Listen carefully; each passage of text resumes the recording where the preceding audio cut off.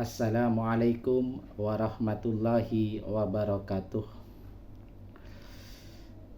Bapak Ibu yang saya hormati, alhamdulillah kita berjumpa kembali dalam kajian subuh Yayasan Pendidikan As-Salam, Jalan Merpati nomor 4 Sampang, Madura. Hari ini Jumat 7 November 2025. Tema pada pagi hari ini adalah apakah musibah itu? Seringkali dalam kehidupan sehari-hari kita mengartikan musibah itu terkait dengan bencana, terkait dengan ketidaknyamanan, kesedihan, atau segala sesuatu yang tidak mengenakan. Kita seakan-akan menyimpulkan seperti itu. Padahal di dalam Al-Quran sebenarnya musibah itu tidak hanya sekedar yang bersifat bencana, misalkan tanah longsor, gempa bumi, banjir, ya, atau kita mengalami sakit, mengalami kecelakaan. Tidak, Bapak Ibu. Tetapi yang dimaksud dengan musibah dalam Al-Quran itu sebenarnya adalah tidak hanya yang terkait dengan kesedihan, termasuk juga hal-hal yang memberikan kenikmatan. Ketika kita diberikan nikmat oleh Allah berupa harta yang melimpah, maka itu juga adalah sebuah musibah. Ketika kita diberikan jabatan oleh Allah, maka itu adalah sebuah musibah. Ketika kita diberikan istilahnya kemudahan, ya, di dalam mencari rezeki misalkan, itu juga musibah. Artinya kita ini perlu semacam kehati-hatian. Artinya segala bentuk macam musibah, baik itu yang berupa kenikmatan maupun kesedihan, harus kita kemas bagaimana hal itu justru semakin mendekatkan diri kita kepada Allah Subhanahu wa Ta'ala. Makanya musibah menurut Al-Quran itu sesuatu yang menimpa manusia, baik berupa kebaikan maupun keburukan. Dan musibah itu merupakan ketetapan Allah. Di dalam surat Al-A'raf surat 7 ayat 168, Allah Subhanahu wa Ta'ala berfirman, ya,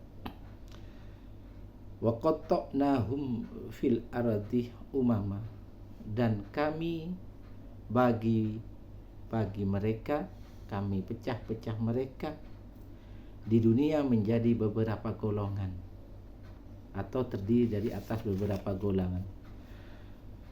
Minhumus salihuna wa minhum duna dzalika, di antara ada orang-orang yang soleh, dan di antaranya juga ada orang-orang yang tidak demikian. Artinya orang-orang yang sering berbuat fasik, orang-orang yang istilahnya tidak mendapatkan petunjuk dari Allah. Jadi Allah memang memberikan beberapa golongan bagi orang-orang yang ada di dunia ini. Wa balawnahum bil hasanati, ya, wasayyiati, dan kami coba mereka dengan yang baik-baik, artinya yang berupa kenikmatan seperti harta benda, ya, kemewahan dunia, popularitas, jabatan, ya, dan segala fasilitas yang Allah berikan di dunia.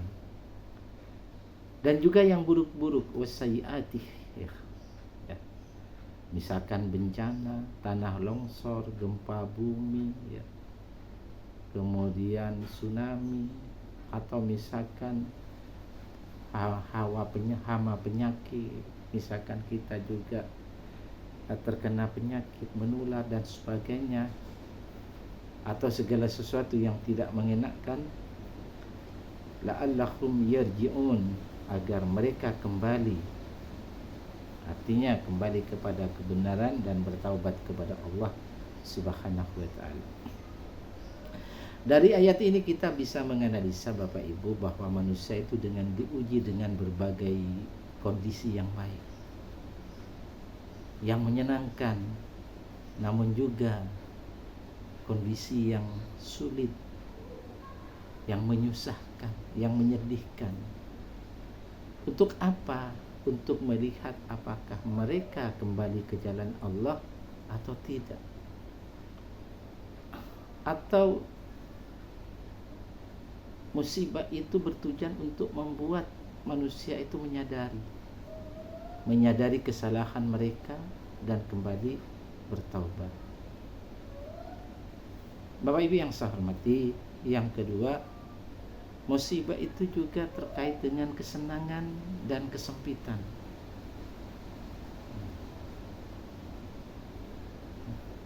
Jadi musibah itu juga tidak lepas daripada apa yang kita rasakan di dunia ini. Ada orang yang hidupnya dengan kekayaannya luar biasa berlebih. Ada orang yang juga hidupnya kemapanan, ada jabatan, ada fasilitas dan sebagainya. Itu pun juga merupakan musibah yang Allah berikan kepada hamba. Namun demikian juga ada orang yang hidupnya penuh dengan kemelaratan, penuh dengan kekurangan, kehidupannya tidak cukup untuk membutuhi kebutuhan hidupnya. Nah, itu pun juga merupakan bagian daripada musibah yang Allah berikan kepada hamba-Nya.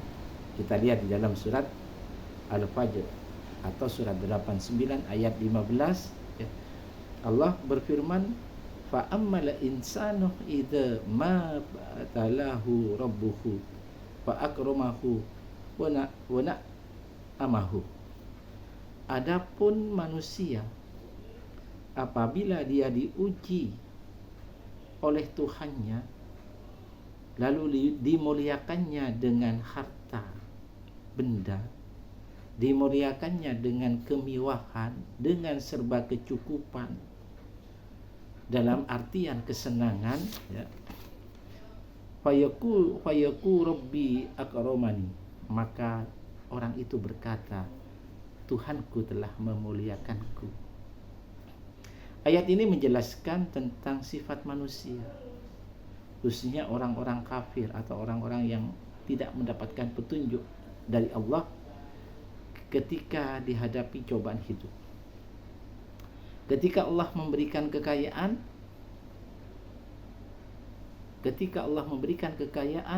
kemuliaan, kesenangan dunia, manusia seringkali merasa bahwa itu adalah bukti dirinya dimuliakan atau mendapat kemuliaan di sisi Allah. Padahal pandangan ini salah, Bapak Ibu. Kenapa? Jadi orang itu mengira bahwa nikmat dunia itu adalah tanda kemuliaan abadi, bahkan mengabaikan fakta bahwa sesungguhnya kaya atau miskin itu adalah ujian dari Allah. Allah menguji hambanya dengan kekayaan dan kemiskinan untuk melihat siapa yang bersyukur dan siapa yang bersabar. Dalam surat Al-Fajr surat 89 ayat 16 kelanjutannya, wa amma idza mabtalahu faqadara alaihi rizqaha. Adapun bila Tuhanmu mengujinya lalu dia Allah membatasi rezekinya, menyempitkannya, ya, atau orang itu diberi ketidakcukupan, kehidupan yang serba melarat, yang serba susah, ya, bahkan jauh kekurangan, orang itu berkata, fayaqulu rabbi hanani, Tuhanku menghinaku. Jadi ayat ini menjelaskan sikap sebagian manusia yang merasa hina saat rezekinya dibatasi oleh Allah. Sebagian manusia beranggapan bahwa kefakiran adalah tanda murka Allah kepada hambanya. Ya, padahal ini sebetulnya pandangan yang salah. Kekayaan, kekafiran hanyalah ujian dari Allah. Apa tujuannya? Agar kita manusia bersyukur pada saat diberi rezeki oleh Allah dan bersabar saat diuji dengan kesulitan atau kemelaratan. Kaya atau miskin bukanlah penentu kehinaan Bapak Ibu atau kemuliaan di mata Allah. Yang penting adalah bagaimana manusia itu menyikapi rezeki yang diberikan, baik saat diberikan dengan rezeki yang berlebih atau banyak, atau pada saat ketika diberikan rezeki yang sedikit. Maka ketika diberikan nikmat lebih oleh Allah, kita bersyukur kepada Allah. Kita kelola jiwa kita untuk senantiasa berada di jalan Allah dengan jalan berzikir dan mengingat Allah. Maka ketika diberikan rezeki yang sedikit oleh Allah, bahkan berkurang, maka diminta bersabar. Sama juga ketika bersabar, tujuannya adalah kita tetap mengelola jiwa kita agar senantiasa selalu mengingat Allah, bahwa hidup kita itu kemuliaan hanya Allah dilihat dari keimanan, ketakwaan, kesucian jiwa, mengingat Allah. Lalu Allah mengalirkan cahaya kepada diri kita sehingga kita menjadi orang-orang yang selalu koridor mencari ridha Allah. Mudah-mudahan ini memberikan manfaat. Terima kasih. Wassalamualaikum warahmatullahi wabarakatuh.